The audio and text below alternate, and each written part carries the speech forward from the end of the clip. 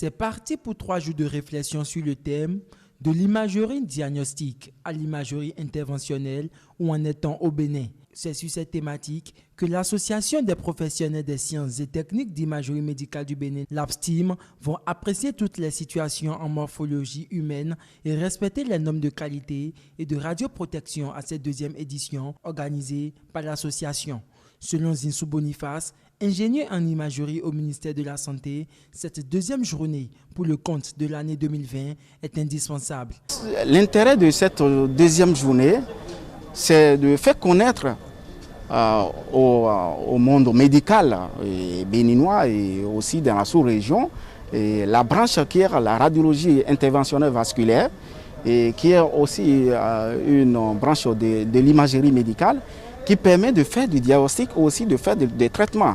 L'imagerie médicale fait partie des examens paracliniques.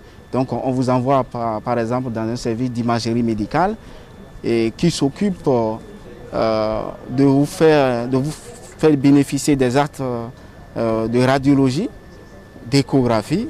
Des conférences et des panels portant sur des thématiques de haute portée dans le secteur de l'imagerie ont rythmé les assises avec à la clé des débats enrichissants. Prenant la parole, le communicateur du sommet de la radiologie interventionnelle a rassuré les uns et les autres de la tenue d'une séance d'explication et de pratique pouvant aider ces professionnels des sciences techniques à mieux s'outiller dans leur domaine. Nous attendons que les radiologues béninois, que les manipulateurs radio du Bénin soient décomplexés quant à la faisabilité de cette technique, parce que c'est pas si difficile, c'est déjà à leur portée. Je pense qu'il y a beaucoup de talent dans la médecine béninoise.